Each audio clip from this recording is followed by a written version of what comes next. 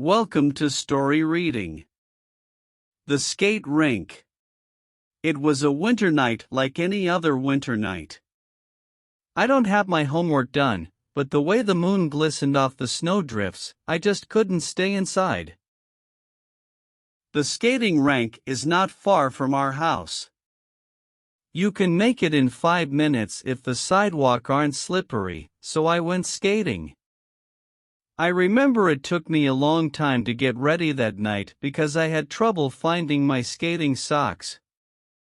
I don't know, they always disappear. My skates were hanging by the back door, all nice and shiny because I had just gotten them. My dog walked with me as far as the corner. She's a mutt, very polite and well-mannered. She panted along beside me and her breath was a frosty little balloon balancing on the end of her nose. My skate thumped me good-naturedly on the back as I walked, and the night was breathlessly quiet, and the star winked down like a million flirting eyes. It was all so lovely. I began to run. I run most of the way on the snow-covered streets. It was lucky the sidewalk had sand on them, or I surely would have slipped.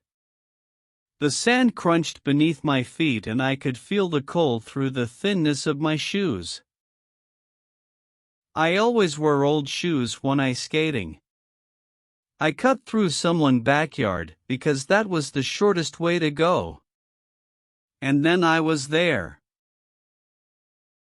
I went out of breath when I got to the skating rink, out of breath with running and with the chill of the night. Our skating rink is a very friendly place. Inside, the lounge was filled with people talking and drinking hot chocolate around the fireplace. There was the smell of burning wood in the air as logs slowly turned to ashes. Girls burst through the door laughing, snow on their hair, and tripped over shoes scattered on the floor.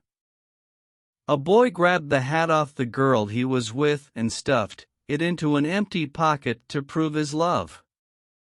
Then he hastily bent down to examine his skate strap with innocent unconcern. It didn't take me long to get my skates on and to put my shoes in the locker. Then I walked outside as the blades of my new skates hugged the ice. It was snowing lightly, tiny flake that melted as soon as they touched your hand.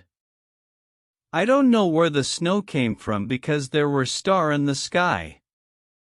I kept seeing them every time I looked up into the darkness. I wait a moment. Starting to skate in a crowded rink is like jumping on a moving merry-go-round. The skate go gliding round and round to the beat of the rhythm of the music, which echoes in the night. Once I hop in, it went all right. At least, after I found out how to avoid that rough spot on the ice. And then there he was. All of a sudden his arm was around my waist and he said very casually, "Mind if I skate with you?" as he took my other hand. That's all there was to it. Just that, and then we were skating. It wasn't that I'd never skate with a guy before. Don't be silly. I told you, I get around. But there was different. He was the most popular guy in school. And while I knew who he was, I never would have approached him. I would have been much too intimidated.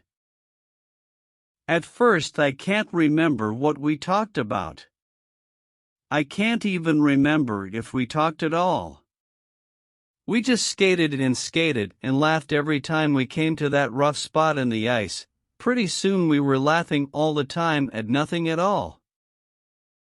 Then we sat on the big snowbank at the edge of the rink and just watched.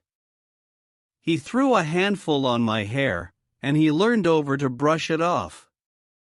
I held my breath. The night stood still.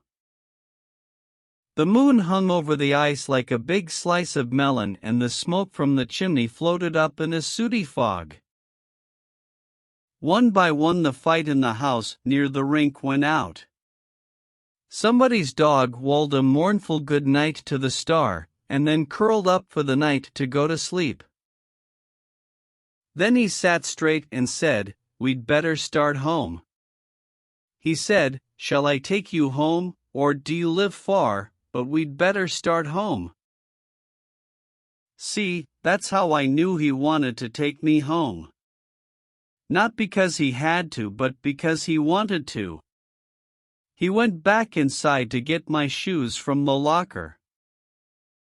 He was smiling when he came back and took off my skate, and tied the wet skate string in a soggy knot and put them over his shoulder.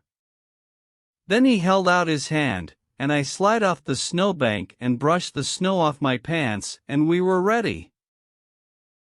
It was snowing harder now. Big, fluffy flakes that clung to the bushes, and quickly cover everything like a blanket. I looked around. The night was a painting in black and white. It was all so lovely, I was sorry that I live only a few blocks away. He talked softly as we walked, as if every word were a secret. We talked about the kind of music we liked, and if I planned to go to college.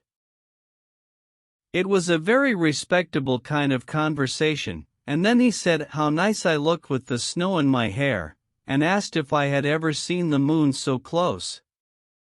The moon did seem to be following us as we walked hand in hand. And then we were home. The porch light was on. My mother always puts the porch light on when I go out at night. We stood there a few moments by the front steps. Feathery flakes gently settled on his hair. Then he took my skates and put them over my shoulder. "Good night now. I'll call you," he said. I went inside and watched him from my window as he went down the street. He was whistled softly. I waited until the sound faded away. And then I couldn't see him anymore. I shrived. Somehow the darkness seemed changed.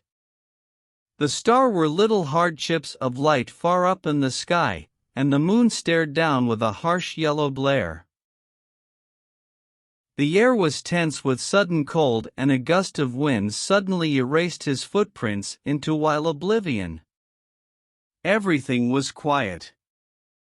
But he said, "I'll call you." That's what he said. "I'll call you," and that thought warmed my heart. And that was last Thursday. Tonight is Tuesday. Tonight is Tuesday, and my homework is done, and I did a crossword puzzle, and I watched TV, and now I just sitting because I can't think of anything else to do.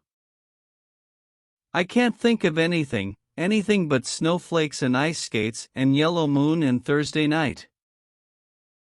The telephone is sitting on the corner table with us jump when it rings anymore. Outside the night is still I think I'll go crazy. And the white snow is all dirty. So I'm just sitting here, and I'm not feel anything. I'm not even sad because all of a sudden I know. I can sit here and laugh while the tears run salty in the corner of my mouth. For all of a sudden I know what the stars knew all along, he'll never call.